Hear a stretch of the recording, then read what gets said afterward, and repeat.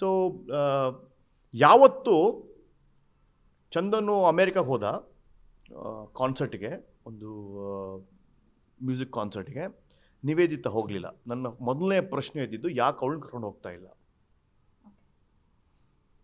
Visa ಇಲ್ಲ ಅನ್ನುವ ಒಂದು ಸೊಬಗನ್ನು ಕೊಟ್ಟ.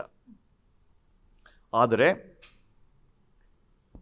ಬೇರೆ ಟ್ರಿಪ್ಗೆ ಹೋಗಿರೋದು, ನೀನು ಕರ್ಕೊಂಡು ಹೋಗಲಿ ಬೇರೆಯವ್ರು ಕರ್ಕೊಂಡು ಹೋಗ್ತಾರೆ. ನೀನು ಅವಳ ಎಮೋಷನ್ಸ್ಗೆ ಸ್ಪಂದಿಸಲಿಲ್ಲ ಅಂದರೆ ಇನ್ನೊಬ್ರು ಯಾರೋ ಶೋಲ್ಡರ್ ಕೊಡ್ತಾರೆ. ನೀನು ನಗಿಸ್ಲಿಲ್ಲ ಅಂದರೆ ಇನ್ನೊಬ್ರು ಯಾರೋ ನಗಿಸ್ತಾರೆ. ನೀನು ಅಡ್ವೈಸ್ ಕೊಡಲಿಲ್ಲ ಅಂದರೆ ಇನ್ನೊಬ್ರು ಯಾರೋ ಅಡ್ವೈಸ್ ಕೊಡ್ತಾರೆ. ಸೊ ದಯವಿಟ್ಟು ನೀನು ನಿನ್ನ ವಸ್ತುವನ್ನು ಕಾಪಾಡ್ಕೊ ಅನ್ನುವ ಮಾತು, ಕಿವಿ ಮಾತನ್ನು ಅನೇಕ ಬಾರಿ ಹೇಳಿದ್ದೇನೆ. ಅಮೇರಿಕಾಗೆ ಅವ್ರು ಮೋಸ್ಟ್ಲಿ ಕೇಳಿದ್ರು ಅನ್ಸುತ್ತೆ ನನಗೆ, ನೀವು ಎಲ್ಲೋ ರೀಸೆಂಟಾಗಿ ಎಲ್ಲೋ ಹೋಗಿ ಬಂದ್ರಲ್ಲ USA ಅಂತ ಕೇಳಿದ್ರು. ಅವಾಗ ನಾನು ಹೇಳಿದೆ ಹೌದು, ನಾನು USA ಟೂರ್ ಮಾಡ್ಕೊಂಡು ಬಂದೆ, ನಂಗೆ ಶೋಗಳಿತ್ತು, 8 ಶೋಗಳಿತ್ತು, ನಾನು ಮುಗಿಸ್ಕೊಂಡು ಬಂದೆ ಅಂತ ಹೇಳಿದೆ. ನಿವೇದಿತ ಅವರು ಅಂತ ಕೇಳಿದ್ರು.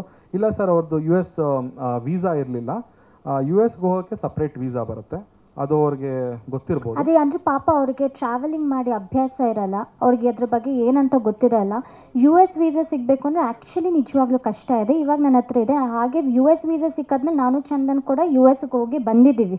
ಸೊ ಆ ಟೈಮಲ್ಲಿ USA ವೀಸಾ ಇರಲಿಲ್ಲ ಕಾರಣ ಸೊ ಇವ್ರನ್ನ ಕರ್ಕೊಂಡು ಹೋಗಕ್ಕೆ ಆಗಿರಲಿಲ್ಲ. ಆಮೇಲೆ ಸೋಲೋ ಟ್ರಿಪ್ ಅಂತ ಬಂದರೆ ಏನಕ್ಕೆ ಸೋಲೋ ಟ್ರಿಪ್ ಹೋಗ್ತಾರೆ ಅಂದರೆ ಅದನ್ನು ಎಕ್ಸ್ಪ್ಲೋರ್ ಮಾಡೋದಕ್ಕೆ. ಅದು ಎಷ್ಟೊಂದು ಜನ ಹೋಗ್ತಾರೆ ಟ್ರಿಪ್ ಹೋಗಿದ ತಕ್ಷಣ ಅಂತ ಯಾರ ಜೊತೆನೂ ಹೋಗಿದ್ದೀನಿ ಅದೆಲ್ಲ ಸುಳ್ಳು. ಯಾಕಂದರೆ ನಮ್ಮ ಕನ್ನಡಿಗರು ಇಲ್ಲಷ್ಟೇ ಅಲ್ಲ, ಪ್ರತಿ ವರ್ಲ್ಡಲ್ಲೂ ಇದ್ದಾರೆ, ಪ್ರತಿ ಕಡೆನೂ ಅಲ್ಲಿ ಹೋದಾಗಲೂ ಕೂಡ ಸಿಗ್ತಾರೆ, ಫೋಟೋಸ್ ತೊಗೊಳ್ತಾರೆ, ಸೆಲ್ಫಿ ತೊಗೊಳ್ತಾರೆ. ಈ ಥರ ಒಂದು ಸುಳ್ಳು ಸುದ್ದಿ ಎಷ್ಟು ಬೇಗ ಹರಡಿದೆ ಅಂದರೆ ಯಾರ ಜೊತೆ ಏನಾದರೂ ಹೋಗಿದ್ರೆ ಕೂಡ ಅದು ಕೂಡ ಆವಾಗಲೇ ಹರಡಬೇಕು. ಸೊ ಇದೆಲ್ಲ ಸುಳ್ಳು. ಅವ್ರು ಕರೆಕ್ಟ್ ಹೇಳ್ದಂಗೆ ತುಂಬ ಕಾನ್ಫಿಡೆನ್ಸಲ್ಲಿ ಹೇಳಿದ್ದಾರೆ.